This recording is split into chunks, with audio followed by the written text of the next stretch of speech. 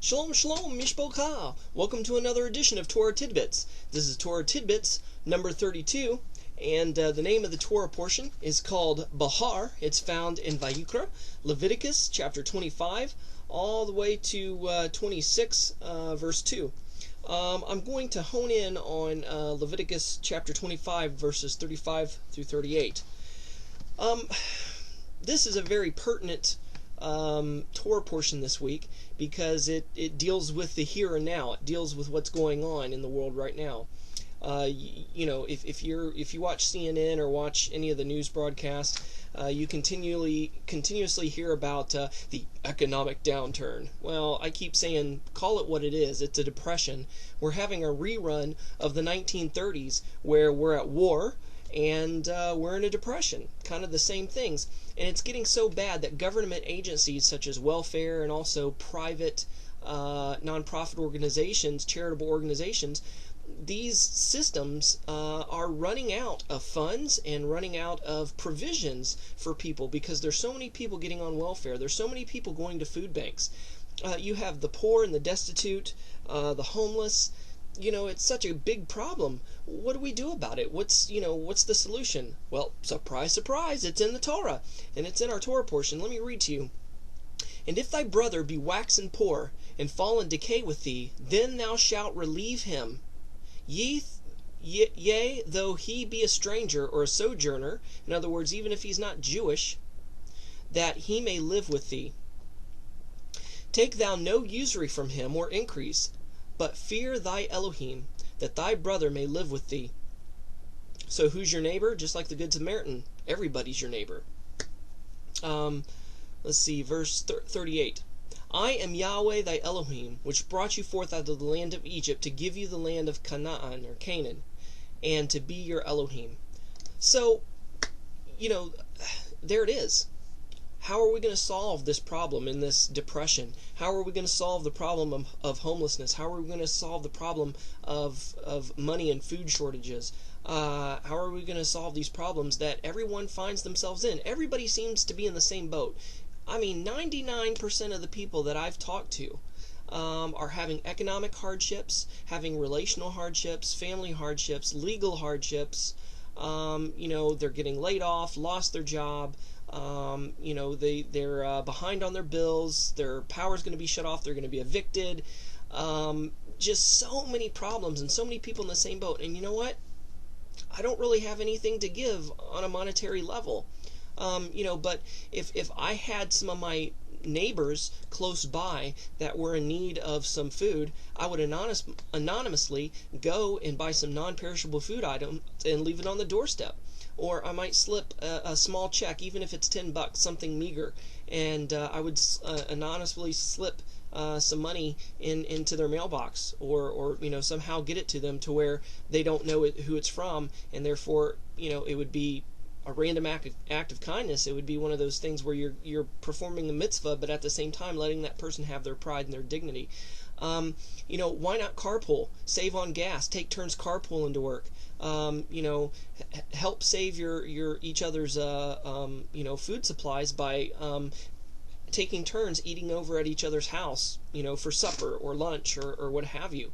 Even though people are in the same boat and they don't have much to give, everybody has something, and everybody can give something. If you know of a charitable organization like a synagogue ministry that has a food pantry, or something like that, even if you give $1, even if you give $1 a month, $5 a month, $10 a month, even though it's small and you're thinking, oh, well, what can that do? By itself, maybe not much. But you know what? If everybody gave $1, everybody gave a little bit, that little bit will add up to a lot, and we can do something. We can help each other, because you know what? We're not supposed to go to the world for help. We're not supposed to go on welfare. We're not supposed to seek out these government and non-religious charitable organizations to have our needs met. Why? Because the Torah says we're supposed to meet each other's needs. It's our responsibility. If my brother's out there starving, homeless and naked, whose fault is it? It's my fault.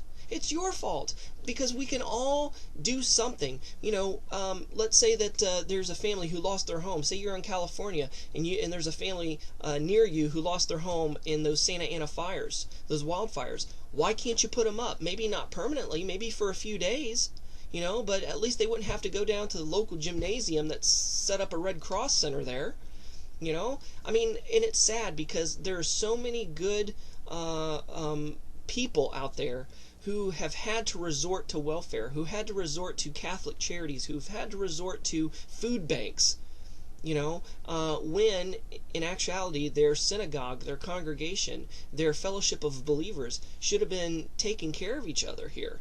And like I said, I'm not trying to, throw a guilt trip on anybody or nail anybody to the wall. All I'm saying is we may not be able to do much, or we may feel, well, what can I do? Every little bit counts. Every little bit helps. Whatever you do, yeah, we can all pray. That doesn't cost anything. But you know what?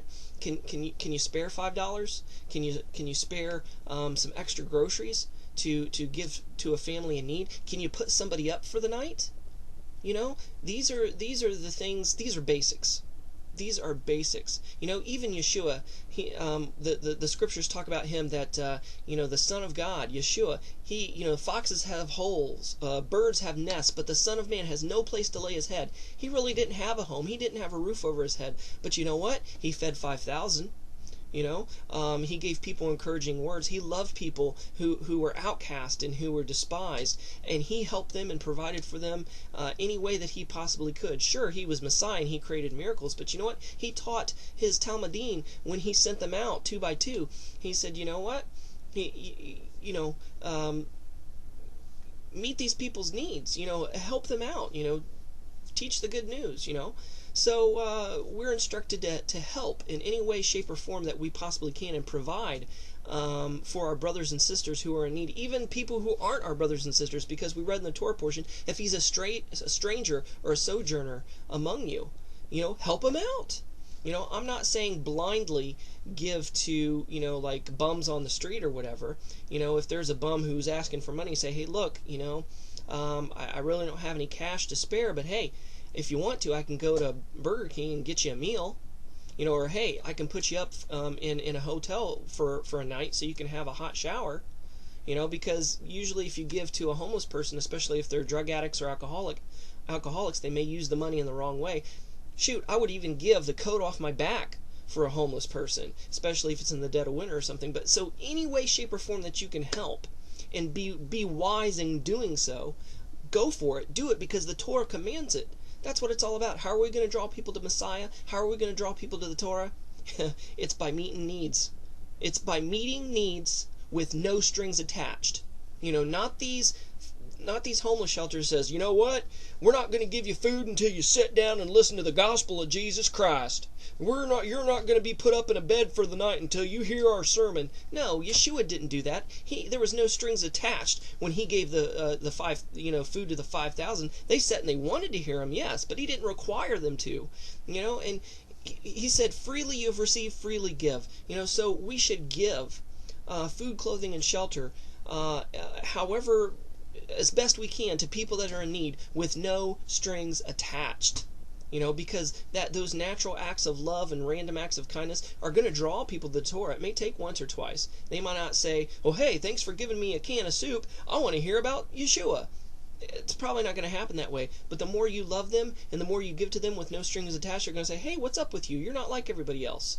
You don't require anything from me. You don't even want me to pay it back. Why is that? Boom, there's an open door and an opportunity to witness and to bring others to the Messiah and Torah. So hopefully you enjoyed this Torah portion. Hopefully you get more out of it than what I could relay in this short little vlog here. So Shabbat Shalom and Shavua Tov Mishpocha. We'll see you next time.